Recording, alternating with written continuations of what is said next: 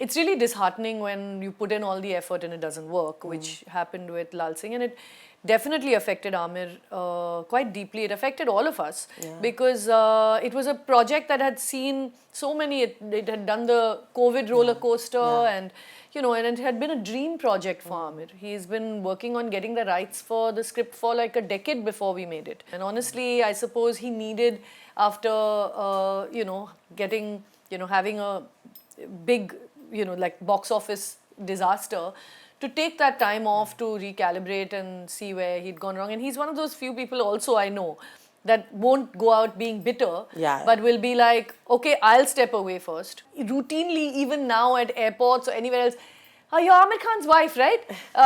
So they're not even, maybe don't even know my name, but the association is directly with Aamir, and I've kind of become accustomed to that, though now I have to say ex-wife. If I didn't have a strong enough, I suppose, sense of self, I might have been, depressed by being reduced to just a wife. He's the one person I know who will stand up and accept if he said something that he feels needs to be apologized for or done something like that. So I feel like we're at a place in our relationship as well where we are very comfortable knowing that the other person, what the other person is doing is always going to be morally defensible. Hello everybody, I'm Rudrani and welcome to Zoom Speak Easy. My guest today is an extremely talented director. She's a woman who's never afraid to speak her mind, has been fighting in her own ways to create content that is absolutely fantastic, and also in a lot of ways, kind of contributes to society in small little ways. Of course, I'm talking about the very talented Kiran Rao. Thank you for joining in. Thank you for having me. Before I go very there, kind of you. Of course. It's always embarrassing to hear yourself introduced. Do you agree? It is a little, but I feel like that is why what I say is pretty much what I really feel about. Right. It's not like bio bullet points. No. Yeah, that was really nice. Which is when I think of you, I think of that. That's really nice. Why is it that it takes Kiran Rao more than 12 years to make and direct another film? I've been asked this question and I've really put really thought about it, because, when you look back at your life, you're like, yeah, there are milestones to mark the passing of a decade. But really, did it take so long? We all look at time that's gone by and we're like, has 10, 12 years really passed, honestly? Well, I have to say that the intervening, 13 years between Dhobi Ghat and now have been extremely fulfilling and very full, honestly, very active. Sure. I had a baby after trying for very long. So the first couple of years, even though I was kind of writing a little bit, were primarily Azad years, like till he was school going, I was kind of almost entirely doing mummy stuff. But after that, I kind of dove into my ideas. I was really trying very hard to write a script that I wanted to make, a series idea. I had a whole bunch of ideas which I still have. Sure. And I've been working at them relentlessly, but like many writers, and I'm not really a writer, I'm a director, but when you sit down to write, you'll find a lot of people tell you how lonely it is and how difficult it is to kind of get to the place that you feel is the right point from which to launch your next project. I never got there, honestly. I was busy, I was producing, we made a whole bunch of movies, but I really wanted to direct, honestly. And so it was not for want of trying. I never planned it. And when this came along in 2018, which was like 7 years after Dhobi Ghat, I was like, this is it. I want to do this as my second film. It's been 6 years since 2018. Yeah. So actually time does fly, but we've been on this Laapataa journey for a while. And yeah, I'm really excited now that I have something. It kind of makes up, hopefully it'll make up for my absence, for being Laapata. Yeah. But when I asked that question, in no way was I referring to the fact that, और काम कहाँ है? I know you've been very busy. You've been producing. Yeah. You're also among the very few people who are genuinely scouting for talent in different ways. And even if you're associated or not associated, I'm aware of that. And I know that you've been busy. It's way more than that. But I think it was a complaint because I think it was so phenomenal to see the kind of debut that you had with the kind of story that you were saying. I think we missed that. I did. That's really, really nice to hear. And that I have seen the film. And which is why I say we have to have more of Kiran Rao's film. Oh, that's Hindi lovely. film industry needs more of you. But on that note, an observation again, even if it's the second film, you choose to go for stories that are more rooted in our culture, in our traditions, in the way we look at our society. It is extremely important for you, whether it was Dhobi Ghat, and of course, Laapataa Ladies has beautifully interwoven all of that, staying true to the milieu that you are creating there and all of that. Why is that so important for you? Because I know you, sometimes more glamorous stories gets you more eyeballs, right? But you choose to stick to this path. Yeah, I guess every artist has their personality, their pet, sort of ideas and way of working. And I've always been interested in our society. I'm interested in the world, really, and how we are, what makes human beings tick, and what makes societies the way they are. And I think every artist wants really to be a reflection and in some way like a medium to understand the society that we live in. At least I do. So it was, I mean, these stories that are rooted, stories that are authentic interest me. It was very new for me actually making a film in a village. I've never lived in a village myself, and this is set 20 years ago, but we all have our own experiences of living in or being in rural India. And the idea of this whole story that was set in a particular time in a fictitious state also became a universal story for me. It's really a story not necessarily only for India, only for rural Indian women or anything like that. I think it's very contemporary and can, translate actually into any milieu or any, any conversation that that people have, because you realize that when you're making stories is that at the end of the day it's strange how similar we all are across time. Human beings haven't changed all that much, and certainly women's stories haven't changed as much as they ought to have. And that interests me, that to kind of find characters, to find situations that are both very particular and very rooted in some way, but also very global or very familiar to everyone. I read somewhere about how you really fought for not having Aamir in the film. But you've always been this person who has been trying to build her identity. And I'm saying trying is, of course, you've already built it. I'm saying, but you continue to do so. Staying clear of your association with Aamir. And I know you're very, very proud, you're a great friend and all of that. That's not what I mean. I feel like, but I know it's important for you because often you're like, people assume that it's being done by Aamir and, you're pulling in all the ropes by there, but that's not the story is what I know as well.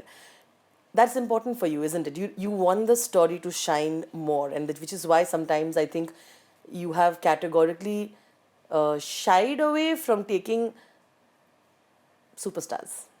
The first part, though, I want to correct, I didn't have to fight to not have Aamir. Yeah, no, but a lot of people, because it's kind of been represented in the way that like Aamir and I kind of had a tug of war about it. Honestly, he really wanted to play the role and his audition was excellent. But we both arrived at the fact that, there's star baggage that we didn't really want on the film. And, you've seen the film.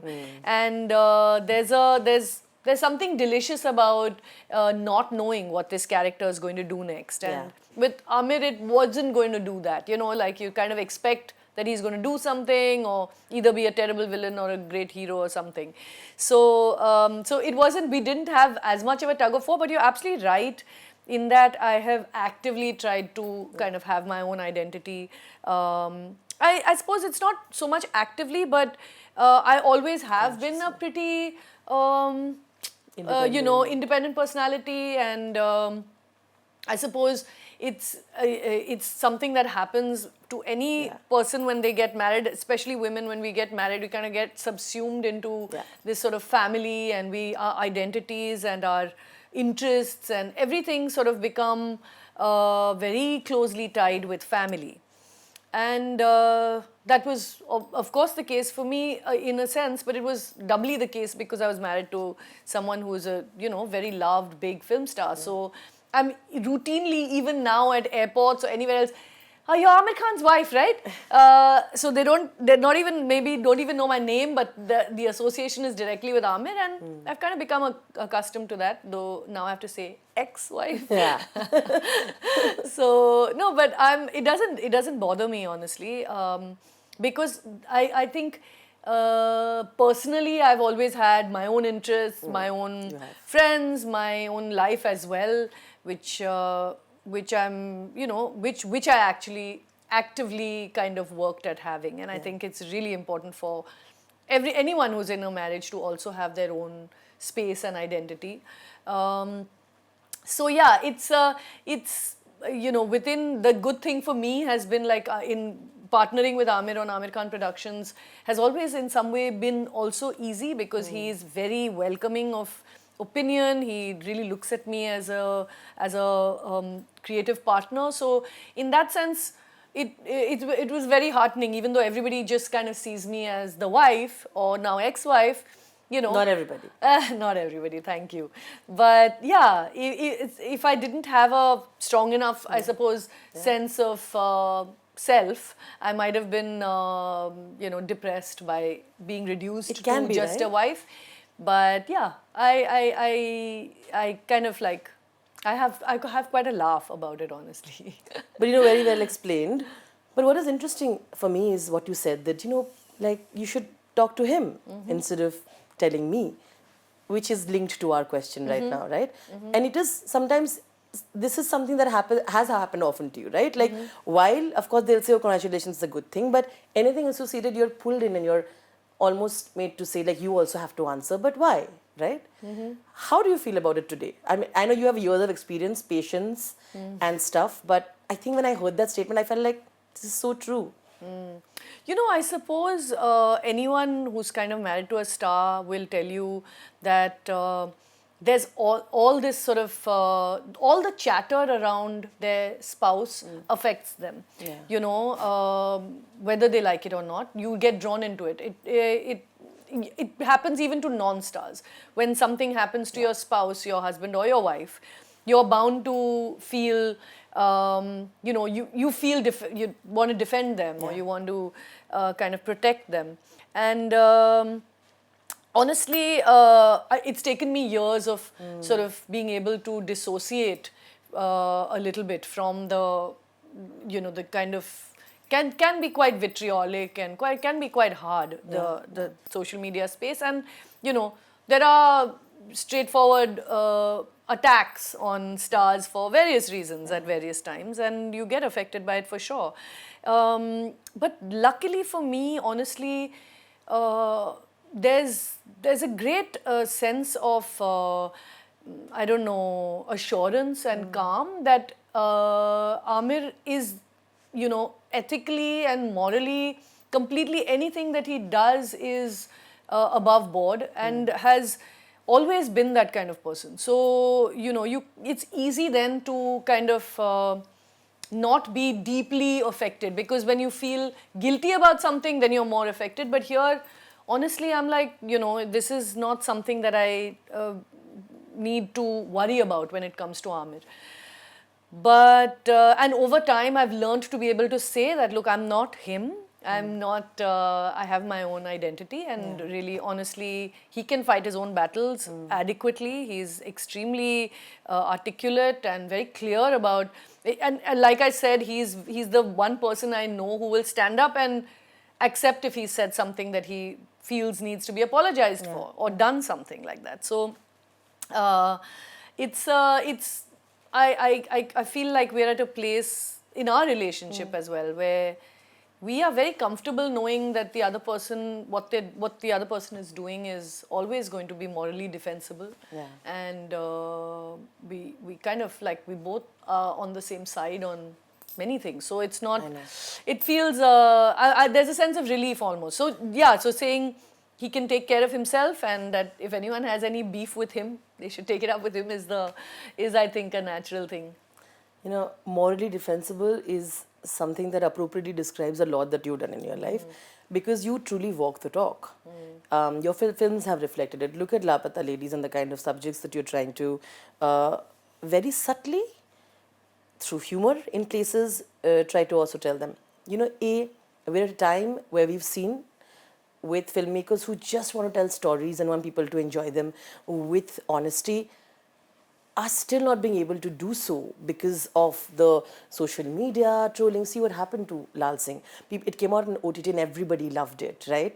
And stuff. But I know how much a filmmaker like Aamir or you and they put in. There is a certain expectation that you hope that see it for what it is. That impacts you. Does it impact you as well? And the second part of the question is that I know you've been very, very supportive. Aamir himself, off the record, when he comes to chat with us, spoken about how happy and good space he's in right now. But when he puts in everything, it did affect him. As a creative person, if you pushes it to that level, how do you deal with that? Because you've stood by him, and I know it can happen to anyone who's as sensitive as you are as well. Absolutely. No, and honestly, most people who are working in the commercial film industry are so exposed in that sense. I mean, you know, they're putting everything out there when they do something. It's not just their reputation, and there's so many people involved, so much money involved, years of effort, and of course reputation and, you know, your star value, etc. All of that, and it's really disheartening when you put in all the effort and it doesn't work, which happened with Laal Singh, and it definitely affected Aamir quite deeply. It affected all of us because it was a project that had seen so many. It had done the COVID roller coaster, and you know, and it had been a dream project for Aamir. He's been working on getting the rights for the script for like a decade before we made it. So it was disappointing.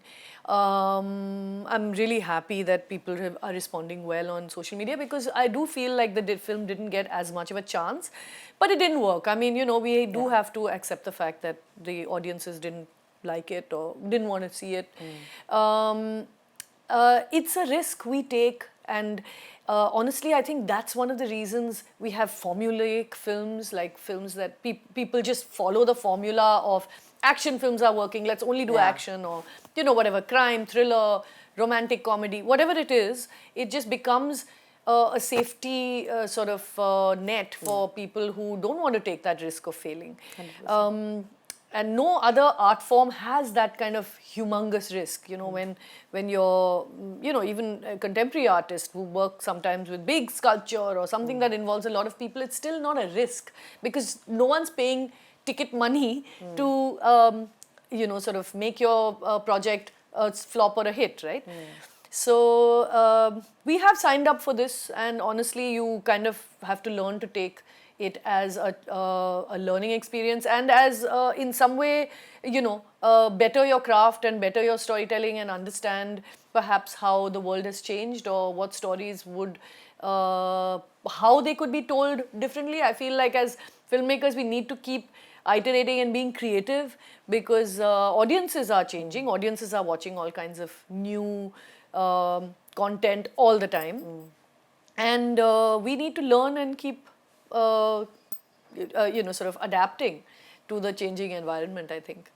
And I think very well put again, and I'm sure that this has helped him also when he was going through the dark phase. I feel that there is hope. We have to continue making stories because, you know, when you think like, oh, I don't want to make stories anymore, I thought like, how much could that person have been affected to say that on don't make like the one thing that you want to do. Yeah, he was very affected, but you know, someone like Aamir is such a creative animal. Like he's a very at heart, he's a very creative person, and exceedingly good at what he does because he, from a very young age, has heard stories to the point that I feel it's in his DNA. Like if you actually did a DNA test, you'd find a gene for storytelling that's in Aamir. So you couldn't take that away from him. And honestly, I suppose he needed, after, you know, getting, you know, having a big, you know, like box office disaster, to take that time off to recalibrate and see where he'd gone wrong. And he's one of those few people also I know that won't go out being bitter, but will be like, okay, I'll step away first and reassess and look at, you know, what I'm doing wrong, or what I really want to be doing next. And this renewed Aamir is now producing 6 films after Yeah. saying he's not doing anything. So clearly the time off was useful and kind of productive. You know, you so aptly put it, but I see that fearlessness in you. And I feel like you're not thinking about कि मुझे इतना crore बनाना है. I know you've said that, I don't have that pressure to do it as well. But, you have all the means if you wanted to. Like I said, you can cast the biggest of stars if you want to. You have access to them. But I see what you choose to do, whether it's Dhobigat even here with the casting. You want to take new people. You have always pushed towards taking more fresher talent, even in production. Yeah. And on screen, of course, which is a big deal, right? Like, this is my way of telling. This is your way of telling stories, Yeah. Kiran. And which I find is fascinating because I think you've also been someone who didn't have someone here, and you also have hustle, which people assume that you have not, but I know you have. Tell me, is that the reason why? One of the reasons also, and of course the fact that the story for you will always be bigger than anything else. The story for me is the starting and ending point of everything, and I think every project has its demands.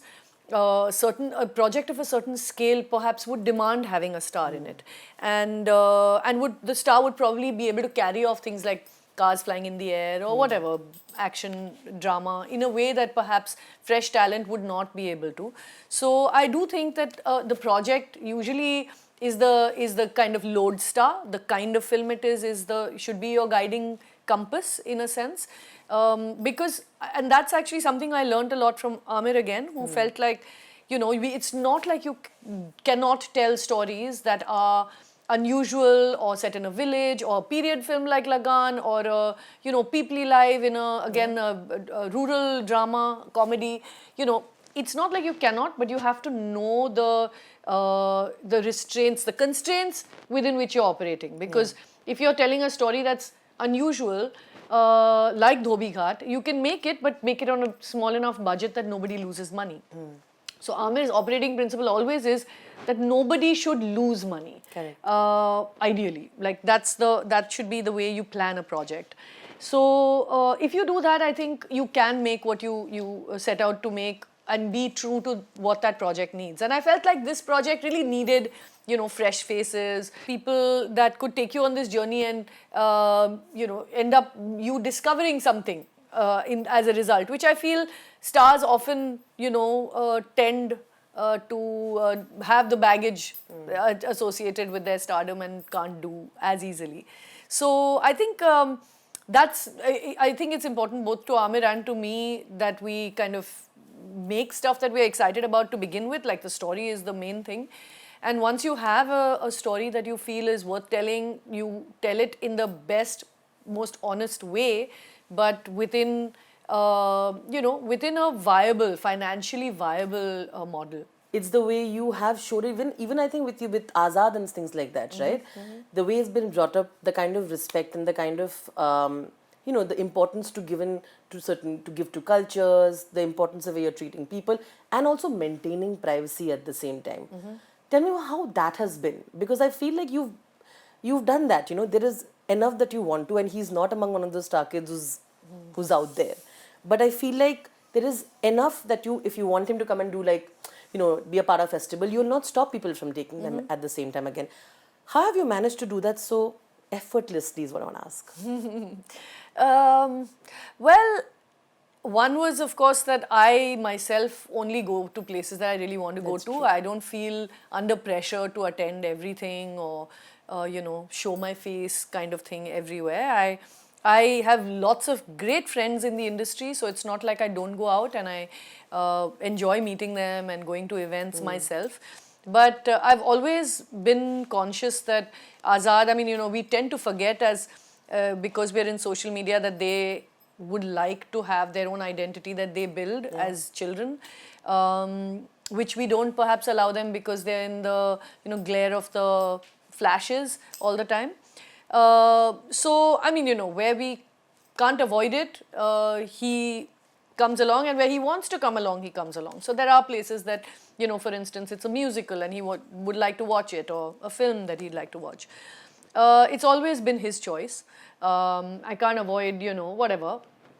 perhaps at the airport or outside a restaurant or something, and he's totally cool with that, because I think when he was little he used to be like very confused about it because he'd never seen his father's films, and when you visit us you don't feel like we're a film family, honestly, because we have no pictures of ourselves anywhere, no, like, you know, it's like the most normal sort of middle class-ish household.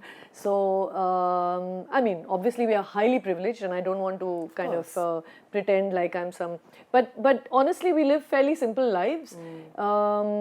So I think Azad's been affected by that, like the fact that we are pretty regular people, and I certainly have not changed my life largely since I married Aamir. I mean, barring the few privileges and, you know, luxuries that I have thanks to, you know, having married Aamir, I have the same friends, I go to the same restaurants, I have the same, you know, kind of backpacking holidays.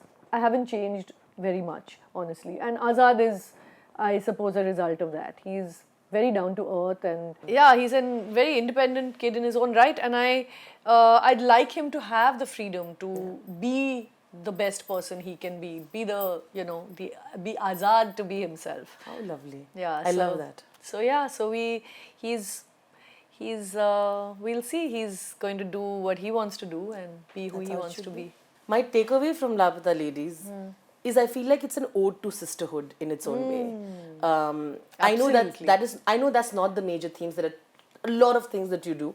I feel like, and also it's very well put. You know, it's an ode to sisterhood, and for me it's also about how in a lot of sectors, that is why you said it can be universally applied anywhere, is that how women are often not credited, you know, often ignored, often silenced, often in the ghungat, they're existing, but then everything in your life is working fine, but then you're missing the most important part and forgetting to. I feel that also is, of course, Laapataa Ladies are, for me, it is an inference. Yeah.